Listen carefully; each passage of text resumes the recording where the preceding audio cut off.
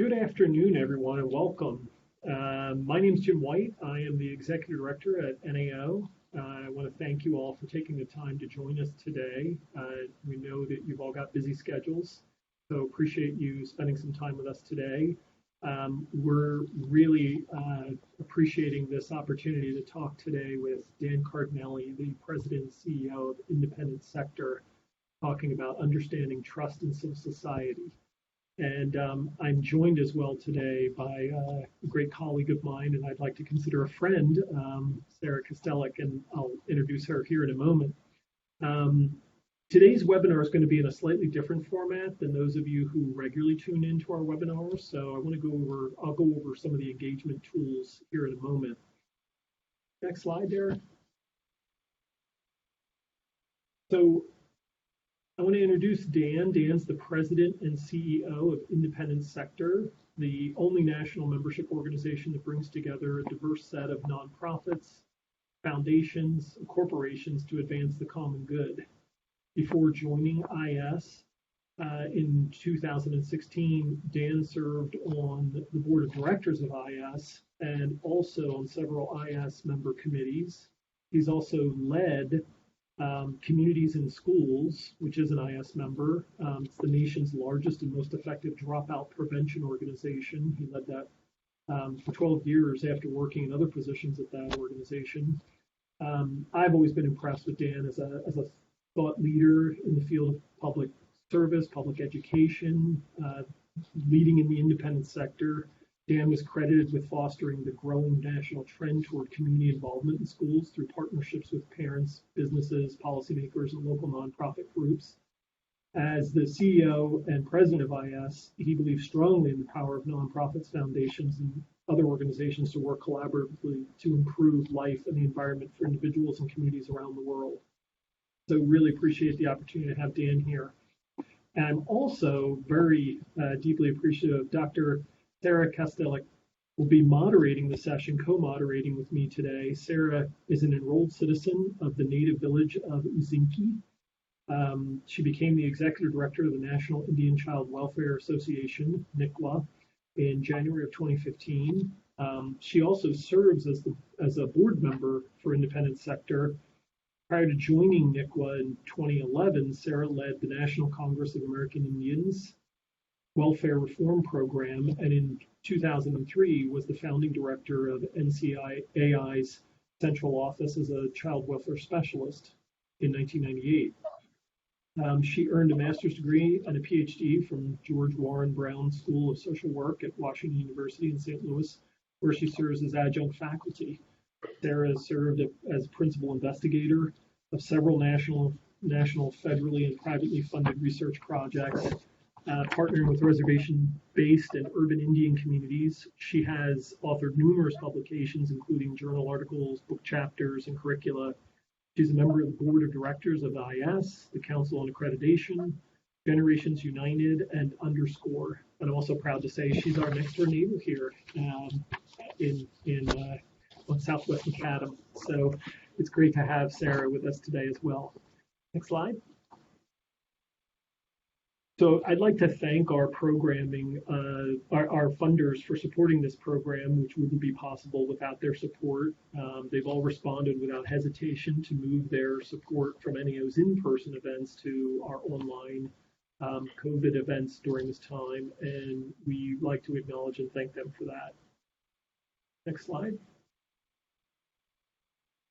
We also receive support from a number of corporate sponsors, and they also have allowed us to use their funding in the same way to allow us to bring these projects and these convenings to you. Next slide. So moving to our agenda today, we're going to, we've done the introductions. We're going to have our presentation from Dan, Understanding Trust in Civil Society, and then we're going to jump into a facilitated Q&A. This is a slightly longer session today. We're going to go probably until 1 o'clock. Feel free to enter questions into the Q&A box. And we're going to hold the questions until after Dan is able to go through the information that he has to share with us. Next slide. Before I hand it over to Dan, I just want to show you quickly how participants are able to unmute themselves. So if you could, ensure that you're muted so we don't have any background noise. We would appreciate if you can leave your cameras on, but if you prioritize the speaker, that way you'll see Dan and Sarah when they're speaking. In the boxes there should be down, if you roll your cursor along the screen down into the left-hand side there should be some way to prioritize you as a speaker. So everyone is welcome, but not required to unmute their video feeds for today's format. We thought it'd be nice to be able to see each other and have this kind of engagement direct face-to-face. During the Q&A, I'd ask you if you could raise your hand virtually if you'd like to speak to the group with a question or comment. You can see the raise the hand button there at the top. So you could go ahead and do that when you're ready, and we're going to try to be working to check and make sure that we're finding who you are. You click on the people icon to the top right corner of the screen, and the raise hand button will be at the bottom of that section. So you are able to control your video and audio. So again, it's your decision if you want to be seen, but if you would for now, please mute so that we can hear Dan and Sarah and get into the conversation. So Dan has also, I just want to answer this in case anyone asks us in advance. Dan will share the materials today, the slides, the recording will be available, and we will send you an evaluation. So we'd like to hear your feedback on it. So with that, I'd like to hand it over to Dan Cardinelli. Thanks, Dan.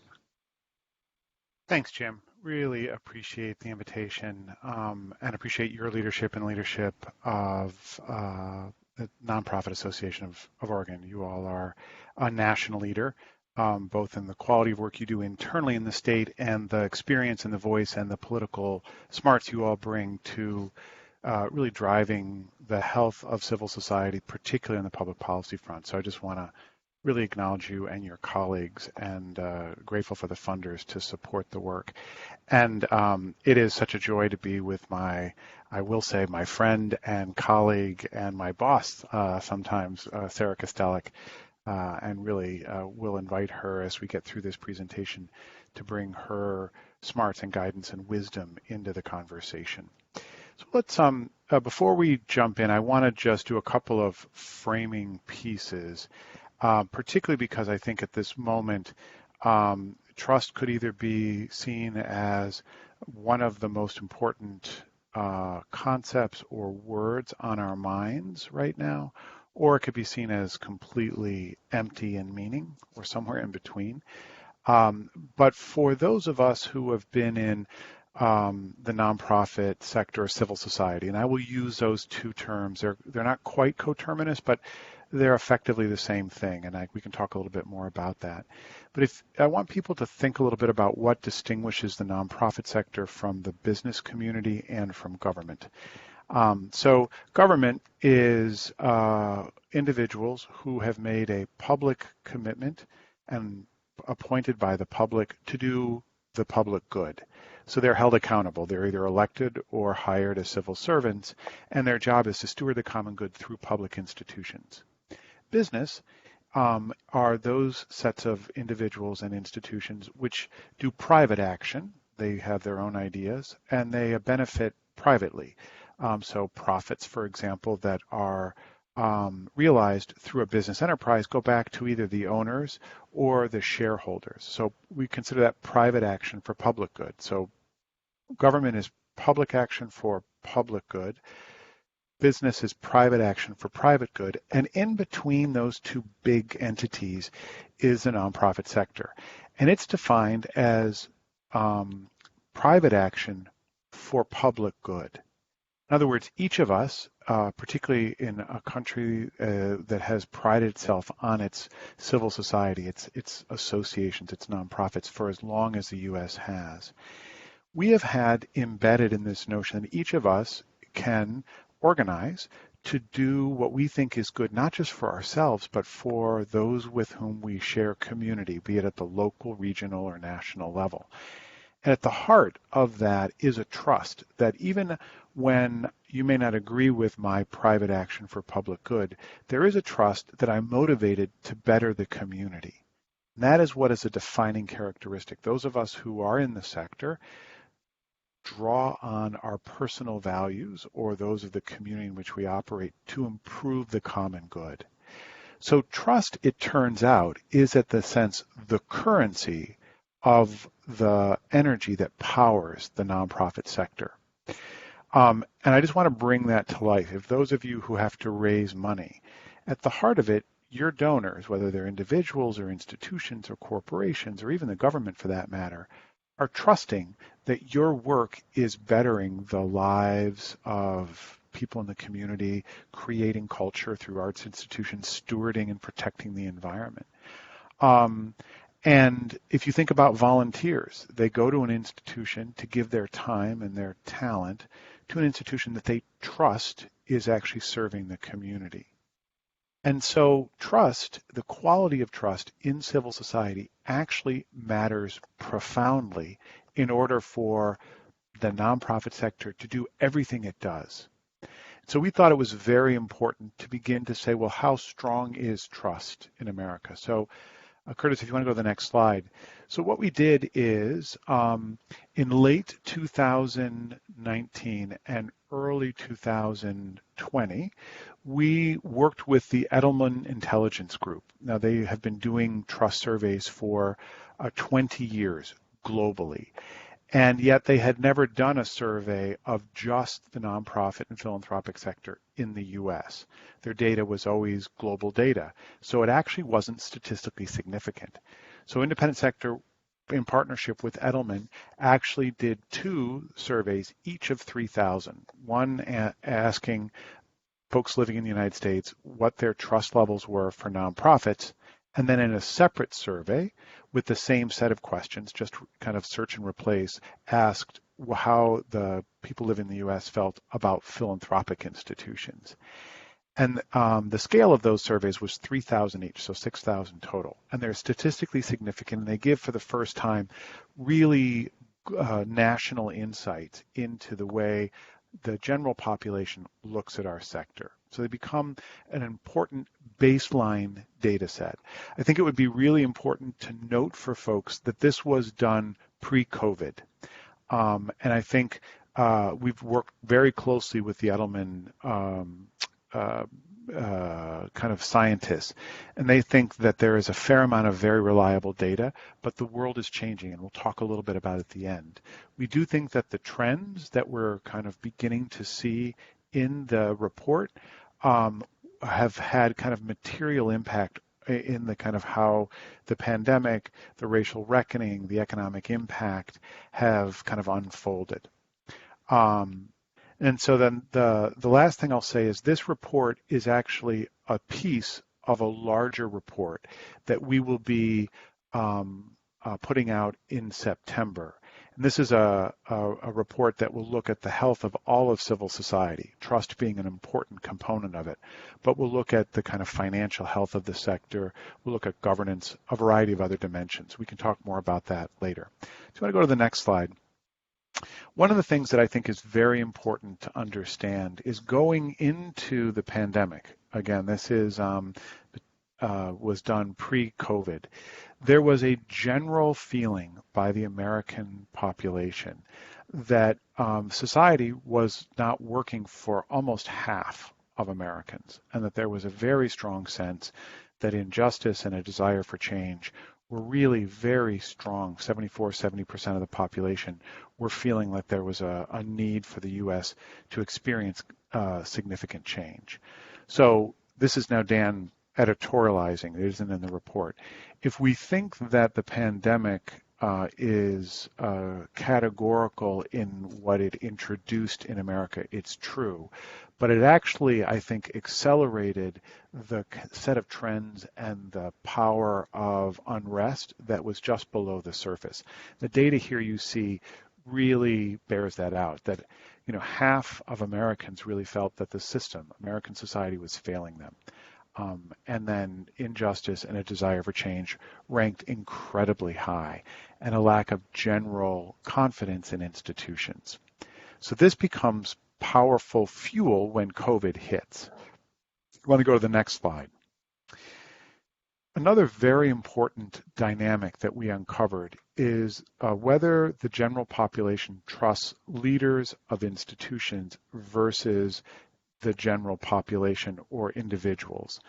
So I want to point out a number of important data points. First of all, interestingly, despite this disputed notion of facts, the general population holds as the highest trusted group of people scientists.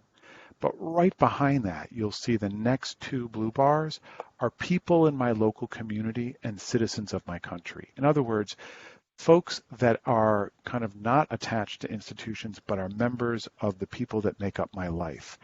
So generally, the population is not trusting institutions. If you look at the right-hand side of the column, those leading or those sets of institutions become fairly distrusted sets of institutions. So already, again, pre-pandemic, we were going into a moment when the general population trusts the people in their community over those who were, in a sense, in charge of institutions that were driving public good. The second thing I want to point out is on the kind of from religious leaders on, 60%, that is to say religious leaders, the general population, citizens, as well as people in my community. Those are all considered civil society. So of the 5 most trusted groups of people, civil society makes up 60% of that. And if you look at the very top 3 in blue, civil society makes up almost, 66%, 2/3. So civil society is a fairly trusted group of leaders or of an entity in the U.S. But when we get into institutions, you'll see an interesting shift. I'm going to go to the next slide.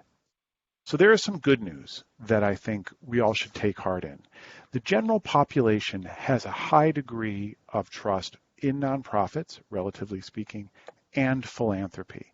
So 81% of the population are confident that nonprofits are in fact strengthening civil society. So this is very, very good news.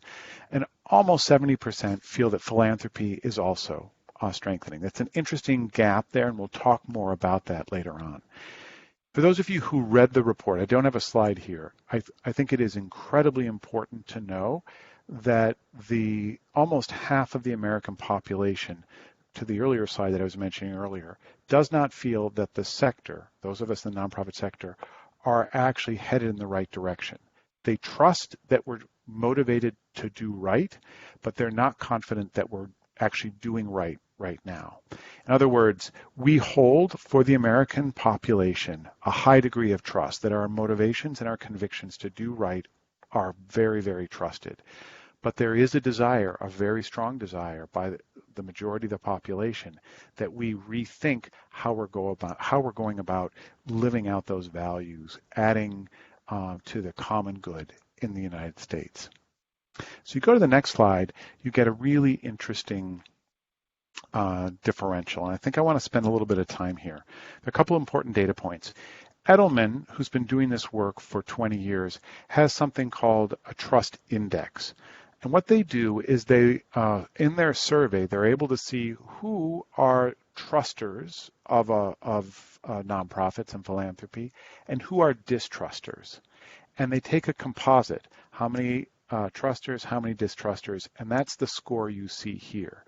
What's notable is that there is a 23% difference in the trust index. In other words, 60% of the general population trust nonprofits in terms of this metric, this index. Only about 1/3 of Americans trust philanthropy. This becomes incredibly important as we think about the pressure in the system, that there is trust in our institutions, at least in the nonprofit sector. Nonprofits are trusted over philanthropy, and the American population wants us to begin to be reflective and pivot to actually reworking how we think about promoting the common good. So this is a set of questions I'd love to have a public conversation with once we're done with the presentation. The differential between nonprofits as being almost twice as trusted as philanthropy in terms of promoting the common good. So the question then we began to ask ourselves is, are there activities, are there things that nonprofits do that are particularly favorable to reflecting people's high degree of trust? So if you go to the next slide, we asked a bunch of questions, and there's a really interesting kind of array of responses. Nonprofits really instilled trust in the general population when they were by far helping the less fortunate. And that is broadly defined. But there's a sense that nonprofits, civil society, is designed to take care of those that are suffering in our nation. A smaller but important group of folks also saw at 15% that we not just serve, but we advocate on behalf of those folks we are serving, communities that are in some ways structurally held back from society. And then you see this trailing off, leading by example and giving back. So one of the searing things we learned from this report was individual nonprofits or the sector as a whole, there is a high degree of expectation that we can draw our work back to how we're serving the less fortunate, whether that's in an environmental context, promoting culture, health and human services, education. The sector is quite diverse. If you want to go to the next slide, this is I'm going to spend some time with. So I mentioned earlier we did a fair amount of work of saying who actually have a high degree of trust. The sample size, as I mentioned at the beginning, is 3,000. So we can disaggregate this data in a variety of ways. And one of the ways we can do it is looking at who are the kinds of people that actually have high degrees of trust in the sector, in nonprofits and philanthropy. And then who are the kinds of people that actually have low degrees, or what are called by Edelman distrusters. And it's fascinating. If you look at the trusters, they tend to be very well educated. They tend to be more affluent, earning a household income of $75,000 or higher. They tend to be in urban and suburban communities. They are informed in the sense that they are tracking national politics. They tend to be more democratic in their party affiliation, and they tend to be concentrated in the northeast of the United States. And you still see a gap, though, even among the trusters and this group, that there is a much higher degree of trust in nonprofits than there are in philanthropy. And then the invert happens. Who are the distrusters? It's only about 12% of the American population in nonprofits, and 21%, almost double. So you see that philanthropy has some work to do, which again I hope to have a conversation with. But fascinatingly, the distrusters are less educated. They have household incomes below $35,000. They tend to live in rural communities. They're less politically active than their trusting peers. They tend to be more Republican. And the degree to which they are familiar with philanthropic institutions drive trust. So most of these folks are not familiar with philanthropic institutions. They're much more familiar with nonprofits that are serving in their communities. So the point we want to make here is that among the very population, if you go back one slide, Curtis, if you can do that, we see that the American population expects us to be working and connected to and making a difference with the less fortunate. But if you go to the next slide, you'll see that the very group that we're supposed to be serving are the greatest distrusters of our work. I think this becomes a very powerful learning, again, that I hope we can have a conversation about. So one of the reasons that we wanted to work with the Edelman Intelligence Group is they have been doing this work, as I mentioned, globally for 20 years. And they are considered, I think, the standard bearer across the world, especially for companies, but also for civil society and for governments, in really understanding the level of trust in the world. And we're working directly with John Edelman, who's the principal he and his siblings are the principals of the firm. And we ask some deep questions. What is it that the sector should take away from this learning over the 20-year period? What do we know over the 20-year arc about ways in which the sector needs to think about building trust in how it does its work. There was a really powerful learning. If you want to go to the next slide, it turns out that there are 4 components to what make up the kind of trust factors. And if you see here, the ethical ones, being authentic, being dependable, being purpose-driven, dwarf the competency. So what does that mean? It means that the sector, that businesses globally also can build their trust of their community, of their clients, of their customers by how they proceed more than the competency with which they proceed. Now this, just take a second to kind of metabolize this. In other words, the people's trust is built when they feel that you are authentic in your values, clear about the purpose of what you're trying to get done, and transparent about how you are doing that. What's going well, what's not, about your finances. And those will drive at 3x people's trust in you. That means to attract donations and volunteers and goodwill by the community over your ability to be competent. It doesn't mean that competency isn't important. It means that when you are focused on building trust, which becomes a critical driver for civil society, how you proceed is incredibly important. So in a world, in the American context, where your outcomes and your impact have kind of, in a sense, dwarfed or been justified in the sense that your ends, getting outcomes, justify the means, what this data is telling us that the means actually become incredibly important in justifying how you then drive impact. Another visual, if you want to go to the next slide, this is over, again, 20 years, and I find it super, super interesting. Of all the big tested institutions that Edelman has done for the last 20 years, government, media, business, and NGOs, or the nonprofit sector, it is only the nonprofit sector that scores above this 50% line in competence, in ethical behavior.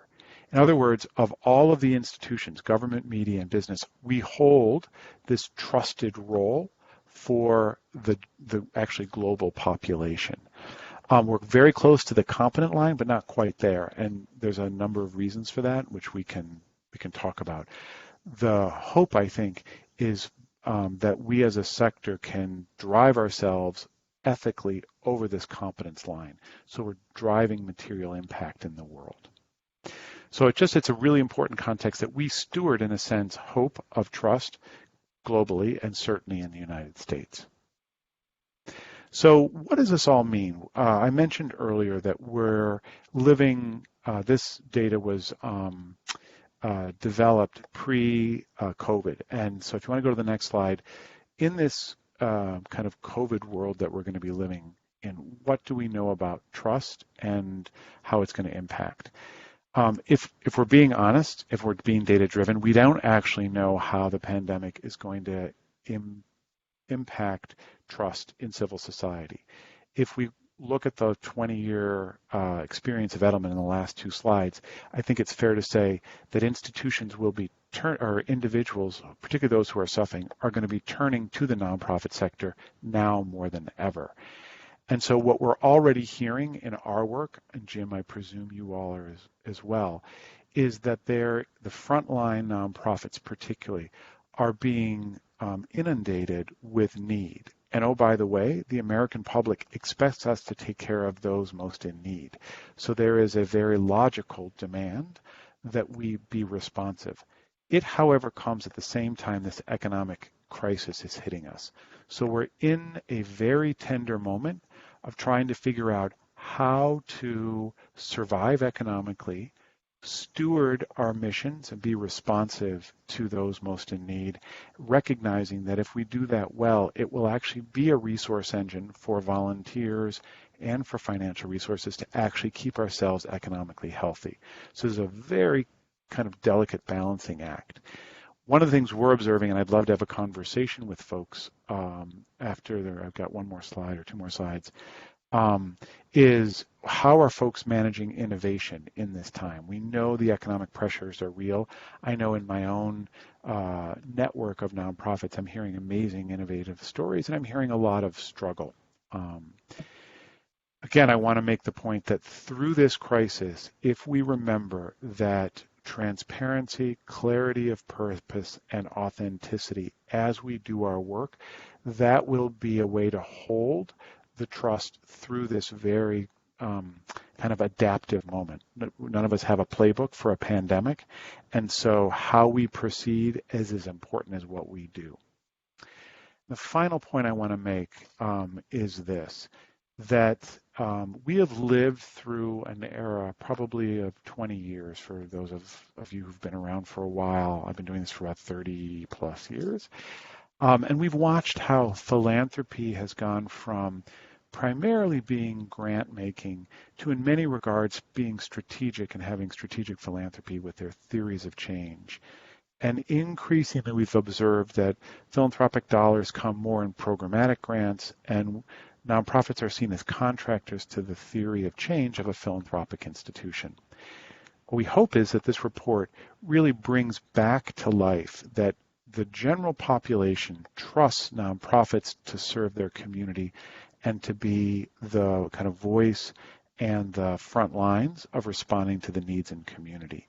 So the hope is that through the pandemic, and we'll see it, and Jim led with this when he was doing his opening and thanking the funders, that they have been flexible in allowing their funds to be used best by he and his colleagues to serve the community that he's charged to do through kind of an unprecedented time. I think the pandemic should open up a resetting where nonprofits and philanthropy are working much more collegially in determining what is the best allocation of human and financial resources, not philanthropy turning to nonprofits as contractors to their theory of change. And so this may be one of those silver linings that has provides kind of a power recalibrator, and it's the best way for philanthropy, in our estimation, at independent sector, to raise its trust scores, basically, because they're working through nonprofits as trusted institutions. So that's the overview. I think I tried to keep it in about 20 minutes. And then if you go to the next slide, we have some teeing up discussion questions, but I'll stop here and turn it over to Jim and Sarah to guide us into this next section. Well, thank you so much for that, Dan. I loved going through the report and really, always appreciate the work that IS does in trying to give us these, these spotting these trends and these changes in society. So what I was going to suggest is that I was going to kick this off with a little bit of a question around what is the driving force behind this trust? You talked about it being the currency of the sector and bringing light to the sector. And I want to turn over to Sarah, and we're going to kind of give a few questions to start, and then we'd like to open it up to everyone else. So what do you think is this driving force? And I want to ask if you can expand beyond, if it's possible to expand beyond even the events of what's happened with COVID, but also with the murder of George Floyd and the demonstrations and protests, and how you view that currency, that driving force behind trust, impacting the nonprofit. Yeah.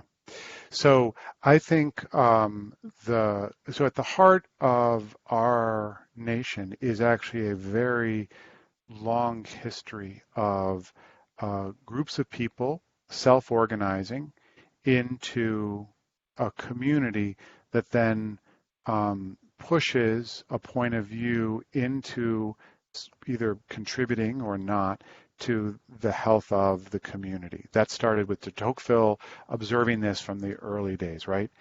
And what has happened, I think, is that has enabled groups that often are not that are marginalized, just kind of structurally. So if you look at the history of movements, they have historically come out of faith-based institutions. They've been marginalized, and it has been community members organizing and asserting a point of view and raising this up for others to join in and to interrogate the ideas and to refine them.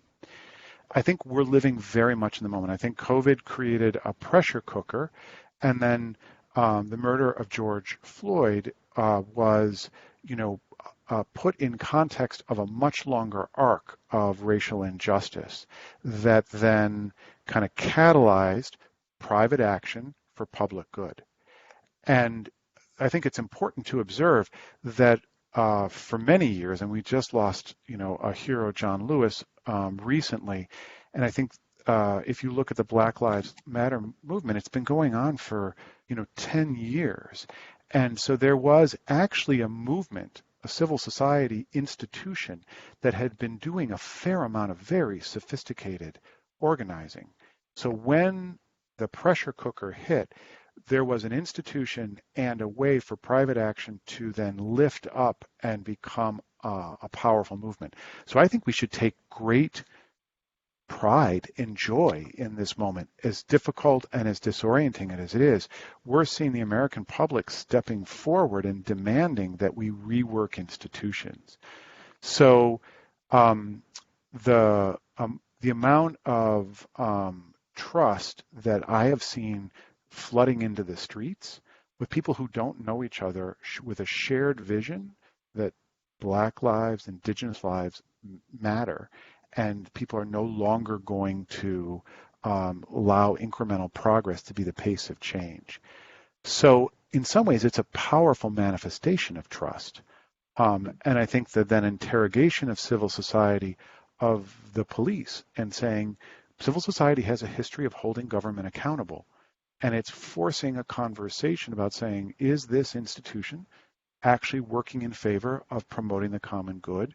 How can it be if we see a history of racialized violence at a disproportionate rate to the white population? There's something broken here, and they're demanding change. So I think it's alive and well right in front of us. It's disorienting, and I'm aware that many of you are living in Portland, where this is kind of a lived experience. We had a fair amount of it early on here in Washington. I'm only 3 miles from the White House. So that's despite I think some of the press, I don't see enough written about just the profound civic moment that we're living through. And I think we should take enormous pride and stock in the fact that it is working itself through, hopefully at a pace that will accelerate social change. Sarah, I don't know if you want to weigh in here. Yeah, I have a question too, Dan. So you talked to us a little bit about ethics, about being authentic in values, about being purpose-driven, about being transparent in things like our finances. So what is it that nonprofits can do both individually and collectively to build trust? So I think there are some very tactical things. As you well know, at Independent Sector, over many years, we've refined a set of 33 principles, which are a material that lays out a framework for what we call self-regulation. We prefer not to have the government and paperwork weighing down on us. And in exchange for that trust, we have agreed, we came together as a sector over a number of times, this is the 3rd edition, to say here are 33 principles of good governance and ethical behavior.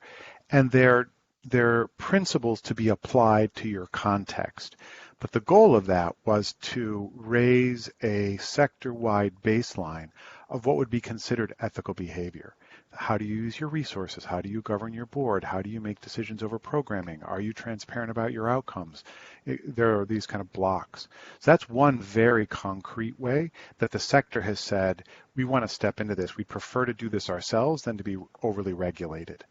And then there is things like the use of our voice in advocacy, something I know that you're a strong proponent of, that we own for ourselves the fact that we are experts in our work, and that we have a hopefully an obligation to work with government, particularly in sharing that practical experience and that reflective experience in the formulation of policy, and to do that in a way that is nonpartisan. And that's the hard part. We all have our partisan, but as a sector, we stay out of partisan politics. We are stewarding the common good for all, and so government will shift in who's in power and who's in not. Our job is to routinely work in collaboration with sharing best practices and holding those folks accountable when they're not doing their jobs. So those are two powerful ways I think the American public is very much looking for us to self-regulate in a transparent and open way, and there's a set of principles to do that, and then to use our voice routinely on behalf of community, sometimes holding government accountable, sometimes partnering really with the development of community-driven policy. So Dan, how do organizations like NAO and IS offer the opportunity for our nonprofits to additively or exponentially increase trust? What other opportunities are there in aggregate? So I think NAO is a great example where there's a couple of things. One, the programming that is developed is in service of a well-functioning sector. So the sense of availing themselves or their colleagues or their fellow nonprofits to really good programming. So the work that the sector is doing is done in a highly effective way. We see the competence scores are lower than the ethical scores. I think NAO and certainly independent sector are committed to holding those ethical scores, but bringing our competency scores up. And we know that there are good ways, effective ways to run our operations, and there are ways that are probably less effective. And I think the public is looking for us to be able to do that. The second thing that I'd point out is I think in collaboration, NAO and independent sector have a reckoning. You know, most nonprofit leaders are up to their eyeballs in daily operations. Independent sector and NAO are designed to try and get a purview of seeing what's going on. If this data tells us that the general population thinks we're really ethical, but we're not headed in the right direction, it's really incumbent on NAO and independent sector to work with their members to say, well, what direction should we go in? And how do we do that, not with NAO and IS pronouncing from on high, but through collective meaning making and action so that we move kind of as a whole, sharing the power and the responsibility to kind of recalibrate the direction we need to go.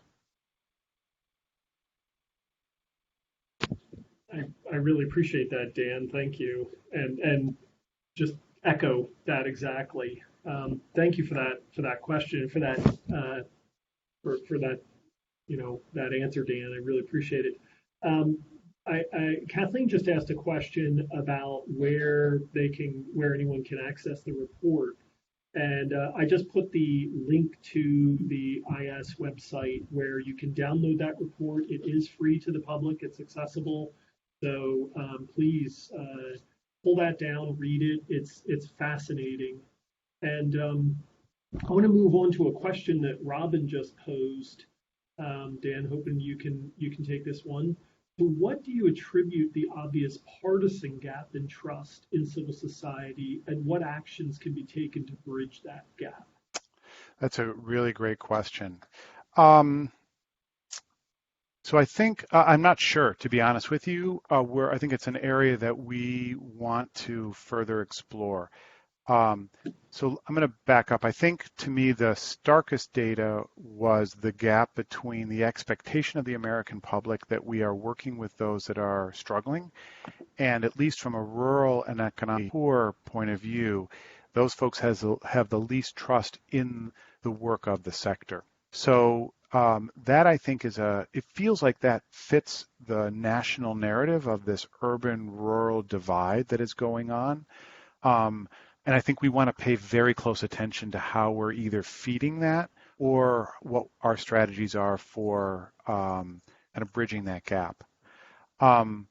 If you look at a political map, and I'm sure you've all seen this because we're heading towards elections, you see rural America tends to be much redder, and the urban centers tend to be much bluer. So I think it tracks that if there's in urban environments, where you have certainly a preponderance of wealth, you're going to see folks tracking more towards democratic and trust in the sector and rural communities, where certainly there's wealth, but there's also vast amounts of rural poverty that are red. It feels like that has how the country has sorted itself out. So that's an operating hypothesis.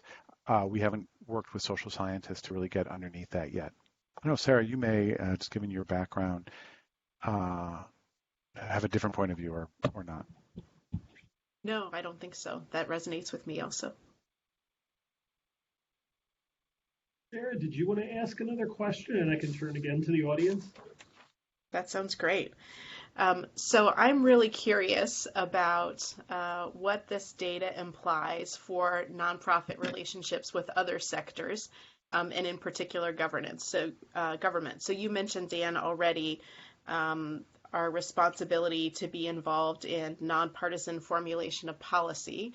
But I'm thinking about other ways that the sector partners with government and how we might use this data to advocate for a different relationship, perhaps similar to the way you've talked about the need for nonprofits to lead and philanthropy to follow.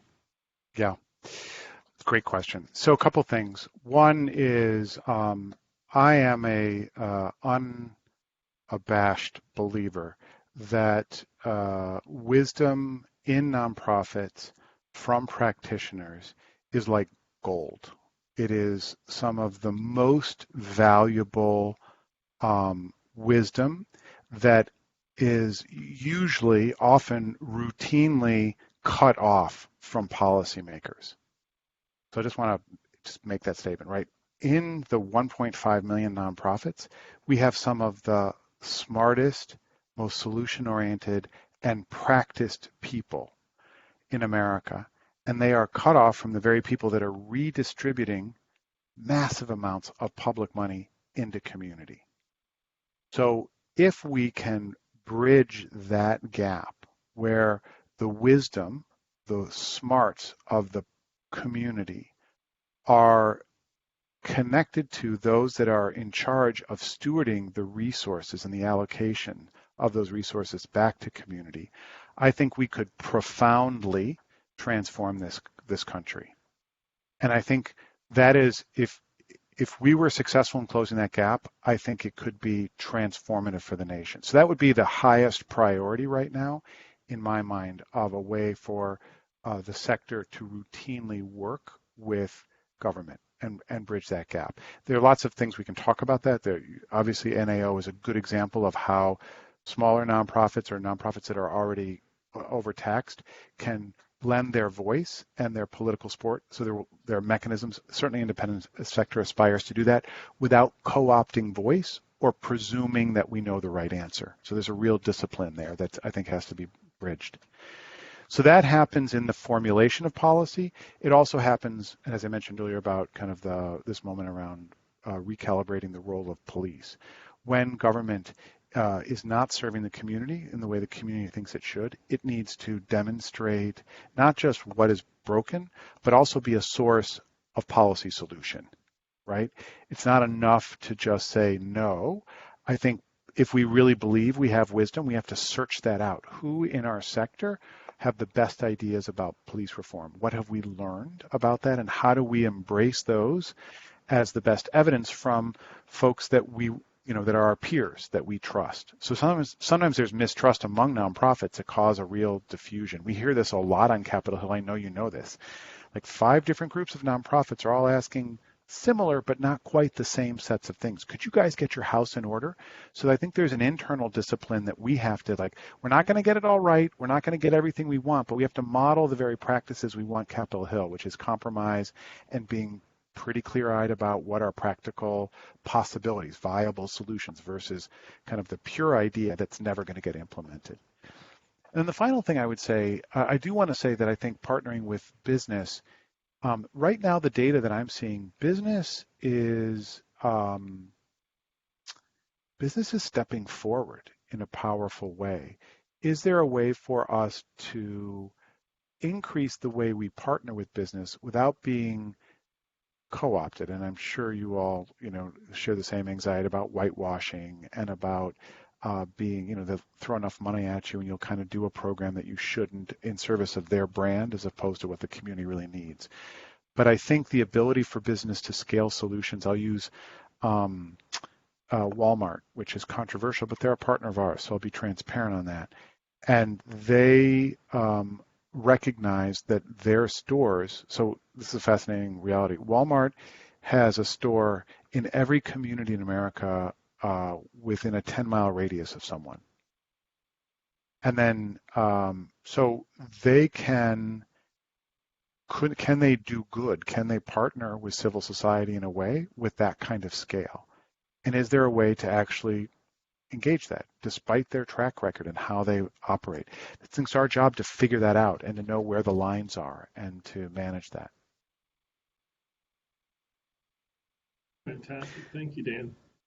So there's got to be. Were you going to make another comment? Well, I was going to ask the group, because this is a smart group of people. You all are in an important part of the country. Your senator, by the way, Wyden, plays a disproportionate role in influencing how the sector unfolds. So you all are critically important. So I'd love to know where the tension points are. What don't you agree with? What should we be focused on? Where, Sarah knows well.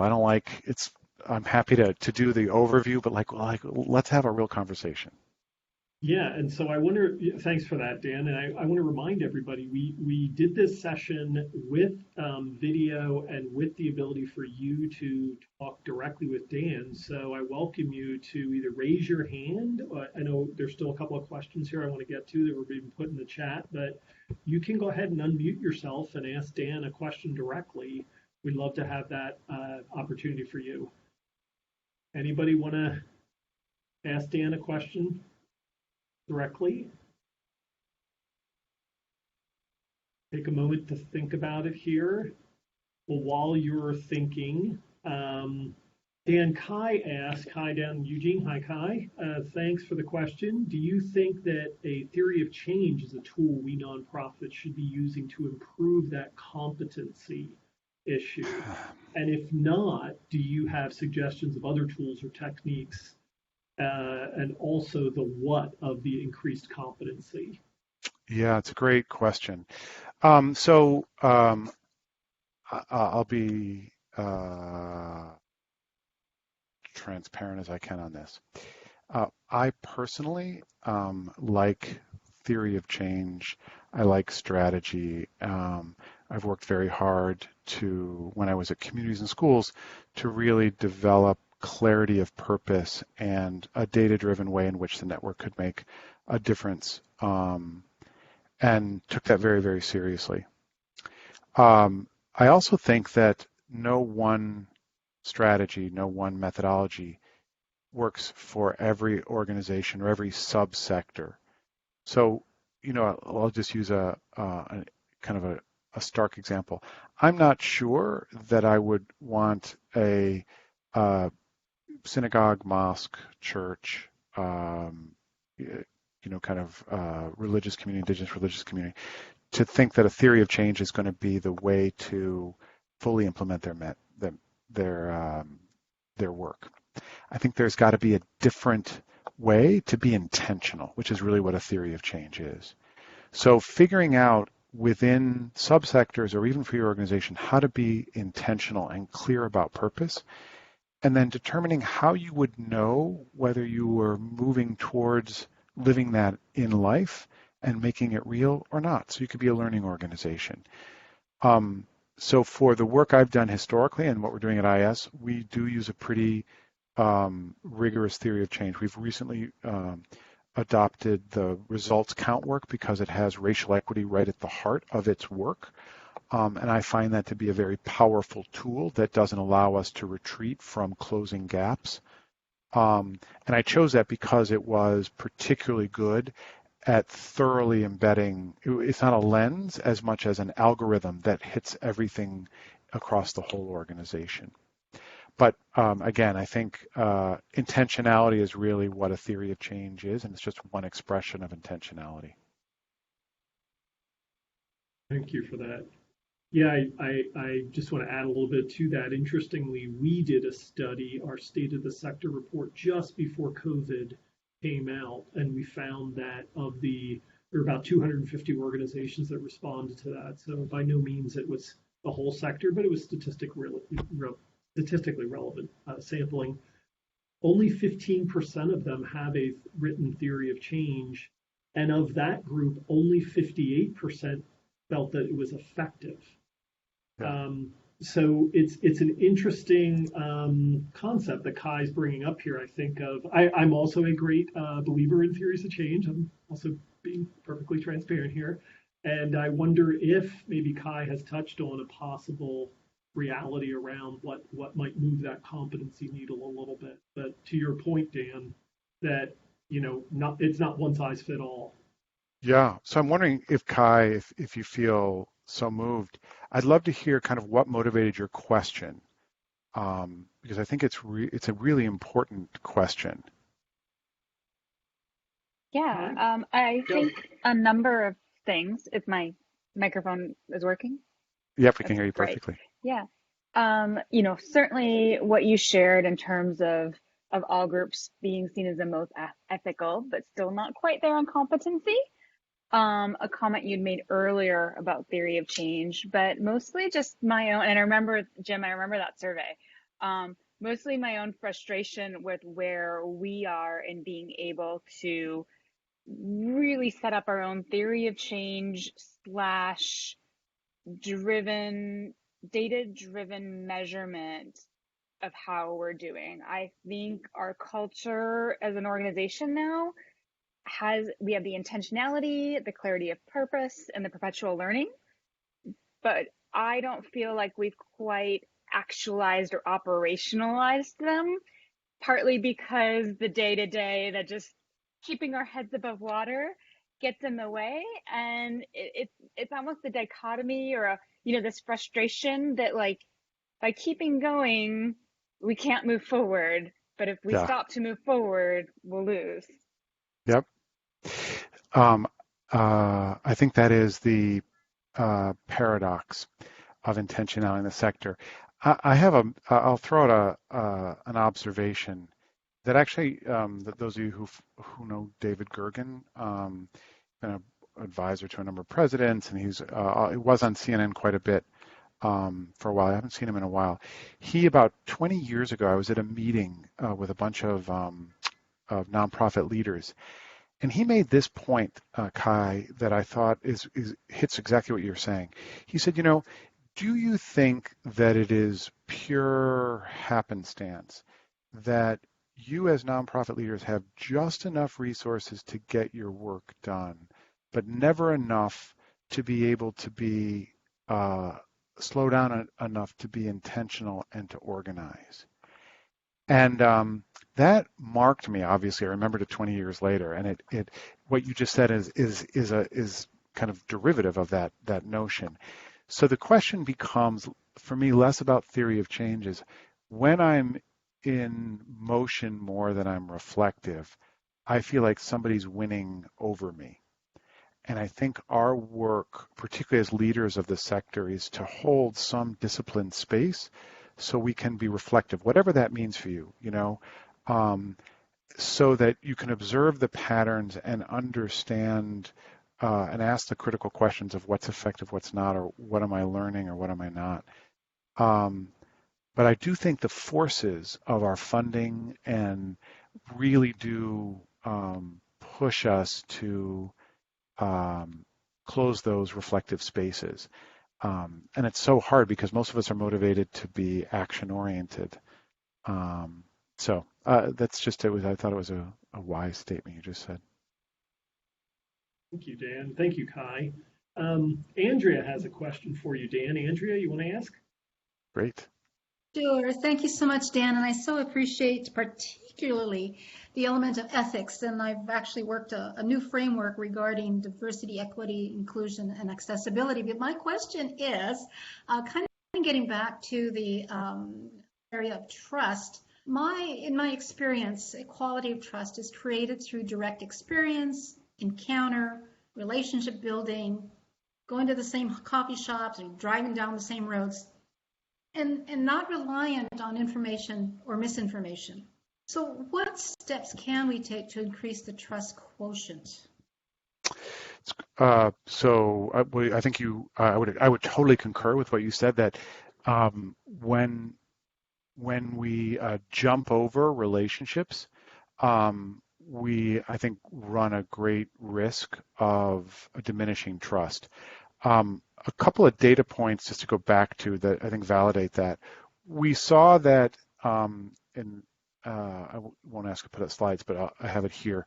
When we asked who were the most trusted folks, we saw that they were people from our community.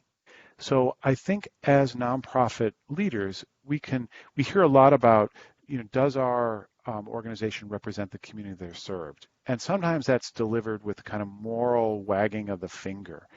But to your question, I think there's something deeper behind it, is saying, when I see people that I share life with, go to the supermarket, our kids are in the same schools, we go to the same places of worship, we run into each other in parks or downtown, and they're also part of the institution, the nonprofit, that is a powerful way of building trust.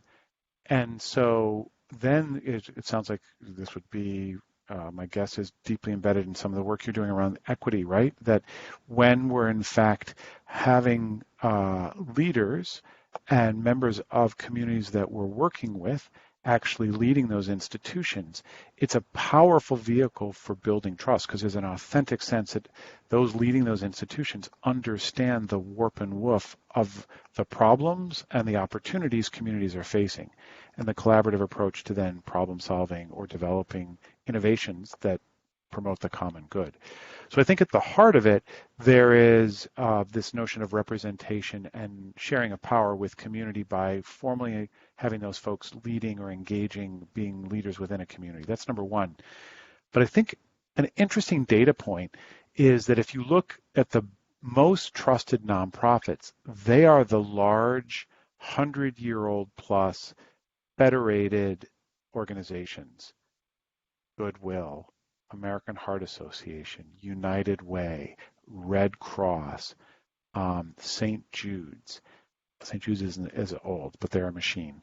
And so I think I asked John Edelman about this, and he said something very important. He said, as you build trust in your institution, it takes time. It takes a lot of time, but it is a very durable investment. So what he said is, once you've developed a trusting relationship with your community, you can have a screw up and your trust might diminish slightly, but it has great resiliency because you've built that capital with the community. So the good news is we don't have to be perfect. We just have to be directionally ethical, and it builds over time, almost like an investment. What he did say is, though, if you have a high degree of trust in your community and you have a screw up, you can bounce back pretty quickly. If, however, you have not attended to the trust in your community and you have a screw up, it will take you twice as long to come back up to just baseline. So this notion of paying attention to the signaling factors that really instill trust become very powerful ways in which communities can then build trust to drive social change. Did I respond to your question? Yes, thank you so much. Great. And I'm curious, any other thoughts on that?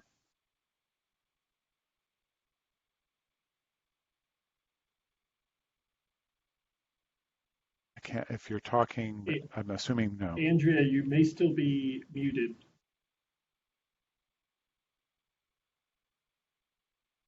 Oh, perhaps we lost her. I'm not sure. But, oh, go ahead. Go ahead. Yeah, this is Caton Lyles from Portland, Oregon. I'm in agreement with 98% of what you're saying, sir. But my question is centers around involvement in what you just said in a COVID environment. How do we do all this online? I mean, it was a lot easier to do when we could reach out and have a conversation. It wasn't 6 feet away, so nothing got misconstrued. How would you suggest we go about, or if you have any ideas on how to bridge that gap during this COVID Yeah. situation? I'll take my answer in silence. Oh, I appreciate the question. And I don't have any magic bullets. I wish I did. I'd make a ton of money. I will say that the video, kind of the amount of time people are hungry to connect, at least visually, seems to me to be a good substitute for a period of time. I don't think it is a real substitute. In fact, I'm anticipating in myself a desire to really want to connect with people once we can. I will tell one story that we're doing these Upswell pop-ups once a month. For anybody who's interested, you can go to upswell.org and you can see on demand a whole series of conversations that we've had. And we've been very intentional about using Zoom to create as close an environment of interviewing and connecting people. And I'll tell you just a personal story that happened last week. One of the series that we have are interviewing the Nobel Peace Prize women on a monthly basis to really glean their wisdom. These are people who have done extraordinary things in the face of multiple headwinds, right?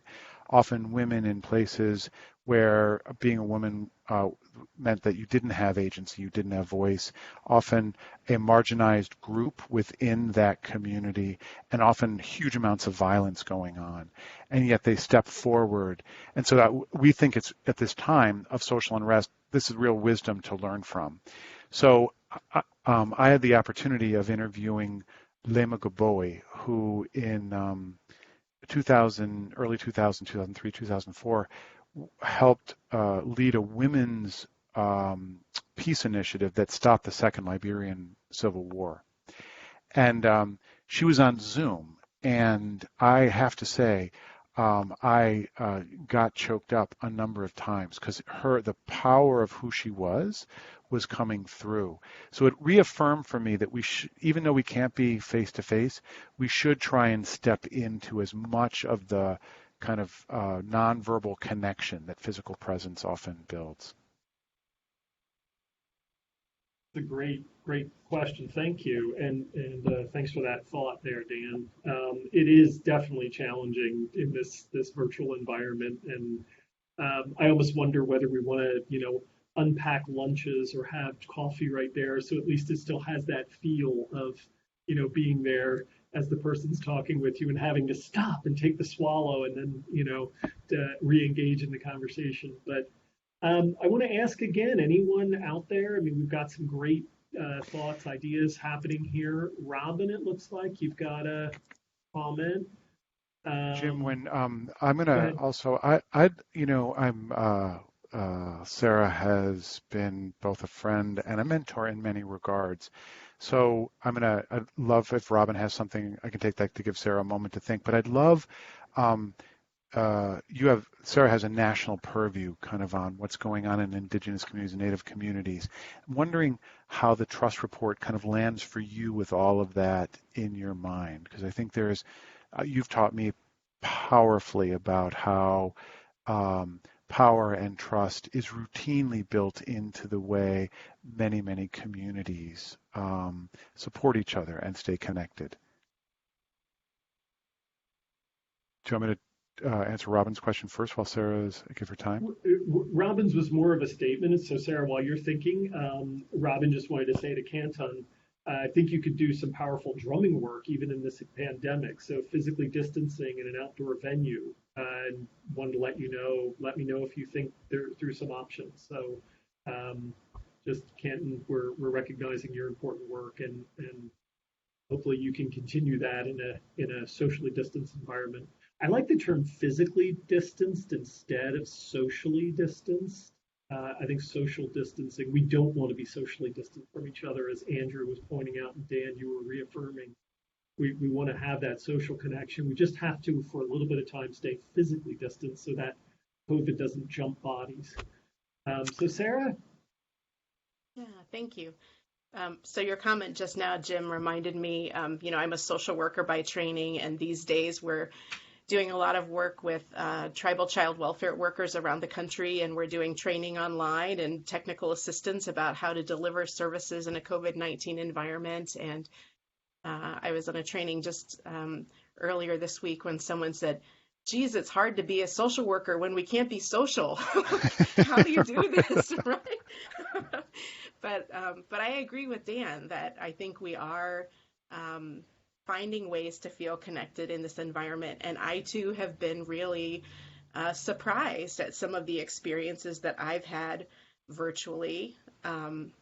Spirituality is really important to me and to many Indigenous people. And I've been surprised to learn that you can pray over Zoom. You can pray together on Zoom. And I'm right here in my second floor of my house, but right behind me I have some of my important medicines and some of my other things. Sometimes the conversations get really stressful. Oftentimes when you're getting ready to come onto Zoom with somebody, you have no idea what's going on in their life right now, and you're there to have a conversation or to be a support, and you don't know what you're walking into, and so you're just holding the space for whatever that conversation needs to be and to support somebody however you can. So I've been really surprised by how connected to people I can feel on Zoom. I just didn't think it was possible, and it's been a really pleasant surprise. And that said, I can't wait to get back to being together in person because I miss running into you, Jim, in the early mornings at our building. That's pretty much when we see each other before office hours.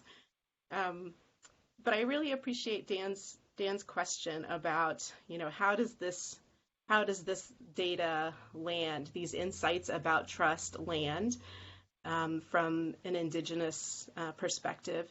And I guess it really stands out to me, the trust that people have in their communities, and more so than institutions. And I think, in many Native communities, Indigenous communities around the world, there's such a strong sense of interdependence, such a strong sense that we need each other, and that it's our duty and responsibility to take care of one another, as well as the environment that we're in. And that's a collective responsibility, and that we know the ways to do those things.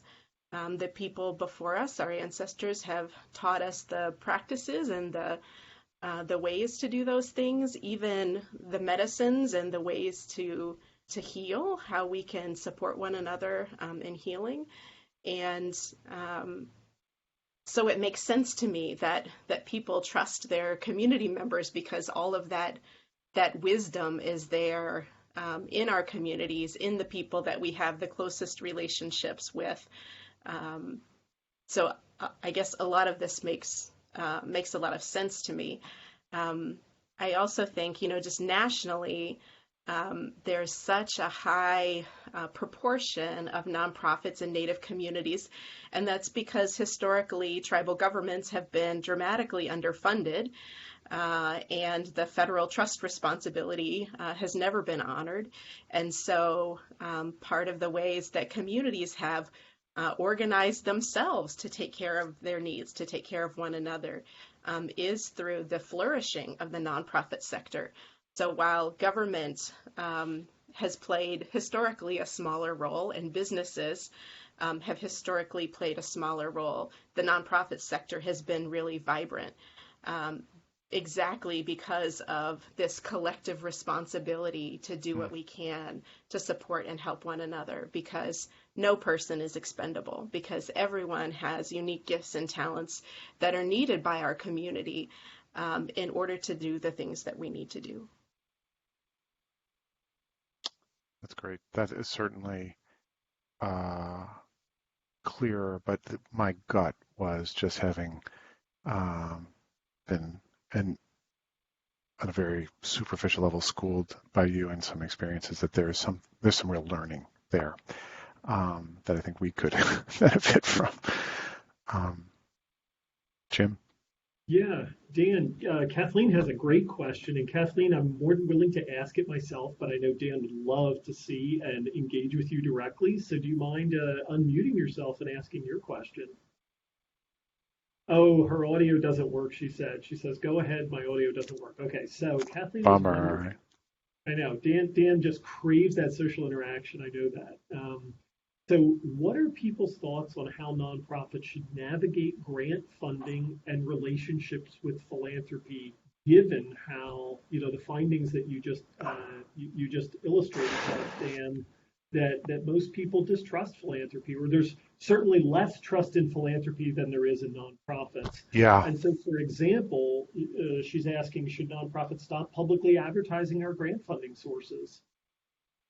But would that go against transparency concepts as well? Yeah. So for me, we go against transparency. The other thing I think is that one of the key things that drove whether there was trust in philanthropy was familiarity, right? So in some ways, it would be an important thing for nonprofits. It's a gift nonprofits can do, is associating how a philanthropic institution is in fact supporting the work of a nonprofit that's trusted in community. So I would say it would be the opposite almost.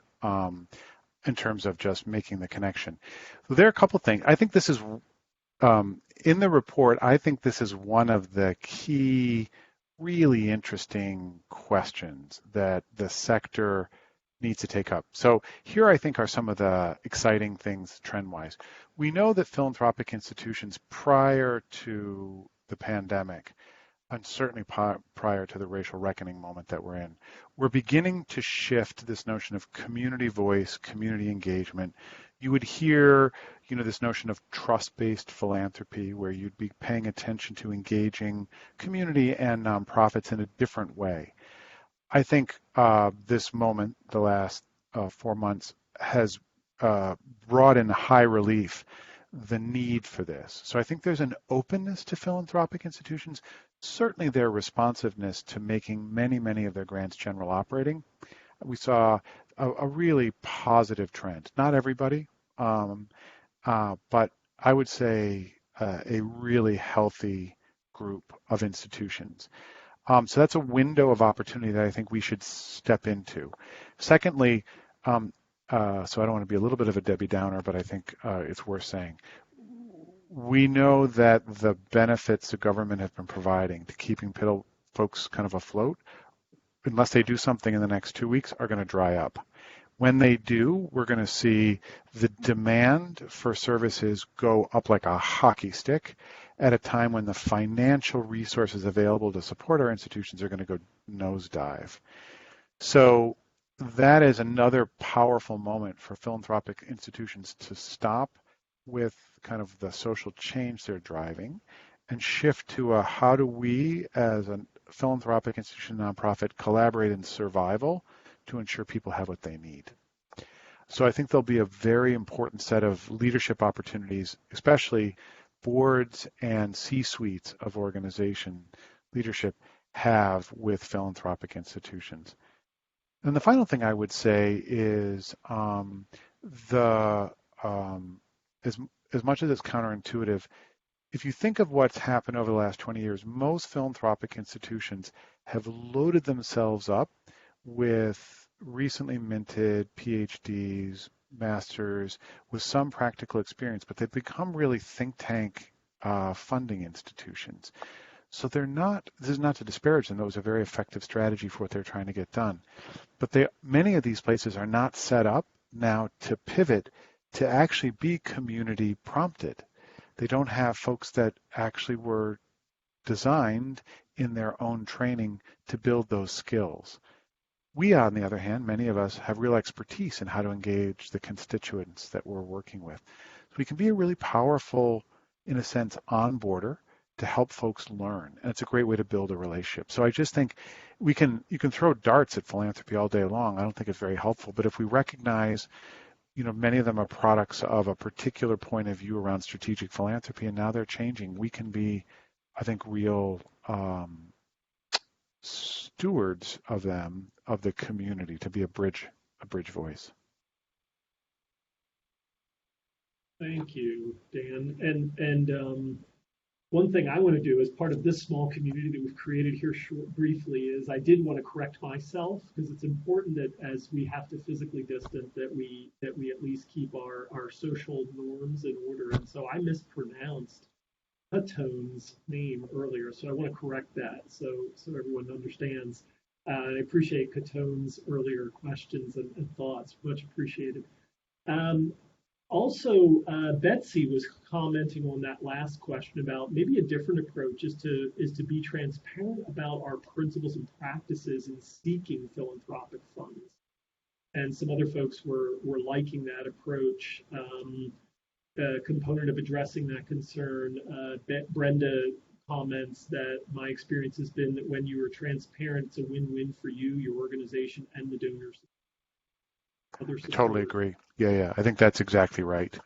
In some ways, I think those are almost table stakes, right? If we're not being transparent, then the very trust and recalibrating the relationship. But I think we often get into I think the reason perhaps, or certainly I can imagine why Betsy had to bring it up, is because power dynamics can be misused on both sides, and that diminishes trust, and then we get into these crazy games that no one wins at the end of the day. Melissa had a question here. There's uncertainty about the sector's direction. Dan, from your perspective, what direction do you think the independent sector is moving? Where should it be? Oh boy, wow. One person's opinion, truly, because I think it is collective effort. So things that I'm observing that I think,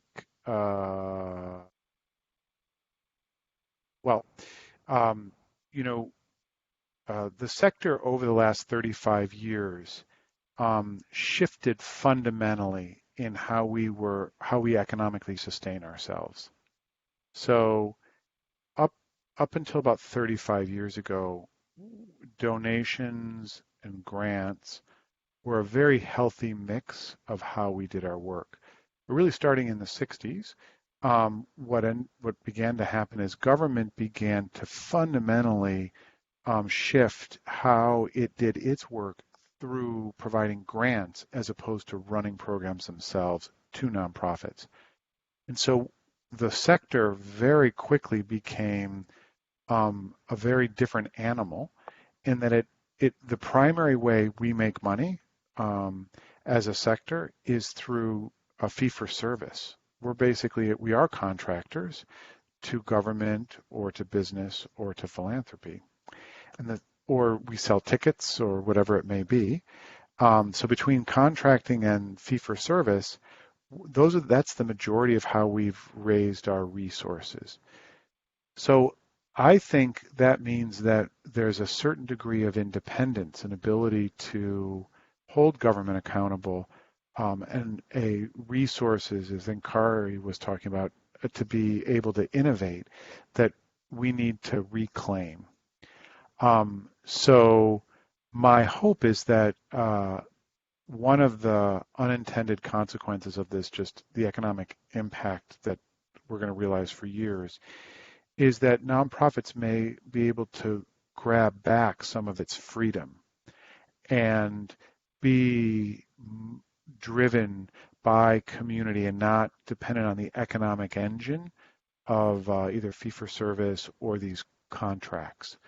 It would be, and I think the protests we've been seeing, obviously in the cities in Portland, but we see people who are freed from the economic demands and expressing very powerfully what they want to see change and demanding that change.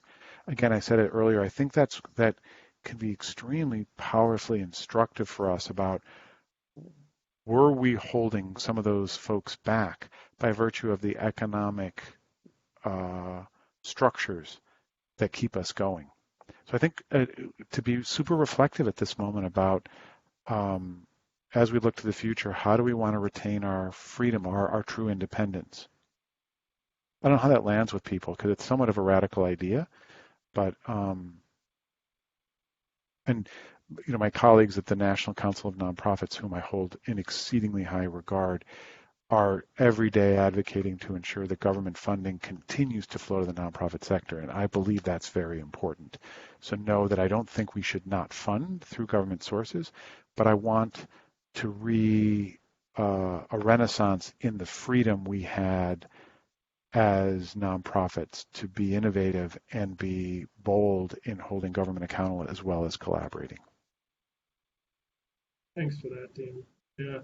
And I do want to, since you mentioned it, I do want to just raise again, or just be sure that all of the folks who are on the call know that we, as NAO, rely on the Council of Nonprofits and Independent Sector. We're proud members of both and love the work that your team does around advocacy and keeping us informed about what's happening in Washington, D.C. so that we can engage both with Senator Wyden and Senator Merkley and the congressional delegation here, but also to thought trends and trade information that we. Jim, you're fading out on me. I don't know if it's. Oh, I'm sorry. There we go. Oh, that's all right. Yeah, I must have gotten it under my collar there. So I was just saying that we so much appreciate the work of your advocacy team and what you is something that helps us support the nonprofit. I wanted everybody to know we oftentimes get our information from the independent sector and the team there. And I did want to take a moment, if we could, and I'm going to give last question or comment to Sarah and then final word to you, Dan. But I did want to just put in an unabashed plug for independent sector and for the Upswell conference that's coming up. And if you could just say a few words about the Upswell, it's not even a conference, it's an experience, a happening, if you will. So you could say a few words about Upswell, what it is. Sure, I'll do that, and then I would really love for Sarah to weigh in just in terms of her comments. So Upswell, what we did is, I'll just be blunt, we had become a kind of a traditional trade association that was really influenced by our large members, and it was a great conference that we did, but we weren't connected to community the way we had, I think we were designed to do in our original founding. So we put an old conference modality aside and created this thing called Upswell, and you can see it at upswell.org, and you can get a flavor from the years past. When it was an event, think of a carnival meets social change, meets great spoken word artists, and an opportunity to be in a public square exchanging ideas. That was the goal. And so we've been working and innovating the in-person event as really a public square of the best ideas, the best learning. You bring your questions, you bring your expertise, and we put it all into a mix, and we've designed for that. So it's a ton of fun, and it's about, we call it social collision to build social capital. So you go there with your posse of people you know, and you expand it radically with people you would never have gotten to be in relationship with. And you do that all through understanding wherever it's being held as a case study. So we were in LA and then Chicago, and we were going to be in Pittsburgh, and you learn that community and you build a set of relationships. So that we've had to shift that now to online, and we've put all of that, it's free, so you don't have to register. The event in the fall, we will probably have some registration, but we're doing these pop-ups on a monthly basis, and we're putting all of the sessions online. So you can get a flavor for the kinds of conversations that we're having. And most importantly, we're interested, so Katan, if you're a drummer, it would be interesting to say, is there some way virtually to bring your work into Upswell? We would be interested in knowing and exploring how to do that. And if there are other ideas this community has, we would be interested in, with no guarantees, but we're exploring what's happening across the sector, what leaders are who show up in lots of ways, have voice, and can impact all of civil society in the U.S. So I appreciate the plug and really invite folks to give and get through Upswell. But Sarah, I'd love to hear your. Thank you. Well, I'll start by just saying I give a ringing endorsement to Upswell. I've been to the in-person gathering multiple times and can't wait to see what the virtual event is like. So would strongly recommend and invite everyone here to participate if today's conversation has whet your appetite, because there's much more of this to come. I think in conclusion, I would just thank Jim very much for being such a great partner. NAO did all of the work to arrange this and promote this, and I just showed up for a great conversation. So really appreciate all of Jim's work and support. And just say, I'm left with a number of things at the end of this conversation. As I think about trust in our sector, I think about what it is that we can do to strengthen our ethics, to improve our competence, to be learning organizations, not just internally, but to share our learnings, especially our mistakes, with one another, to think about the opportunities that we have to build durable relationships that are founded in trust, that can withstand the mistakes that are inevitable in any relationship. And the opportunity that you offered at the end, I haven't been thinking very much about how we can partner better with philanthropy to help bridge to community. That really rings true in my experience, especially recently, and I wouldn't have thought to name it that way, but I think there's a tremendous opportunity for that. So thank you so much, Dan, for being with us. It's been a really fun conversation. I just one, thank you, Sarah, for friendship and your leadership in so many dimensions, including an independent sector. And Jim and Curtis and the team at NAO really appreciate the partnership. You're very generous in saying that you're a consumer of independent sectors work.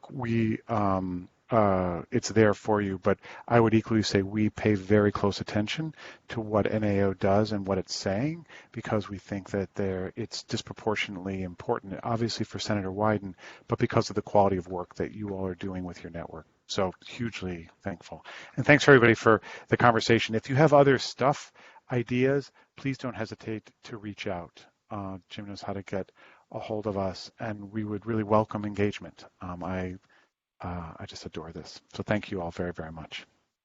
Well, thank you, Dan. Thanks everybody for being a part of this, and we will send you an evaluation and a link to this discussion so you can share it with others. So thanks again, Sarah. Thank you, Dan, and thank you to everybody who participated. Bye-bye, everyone. Yep.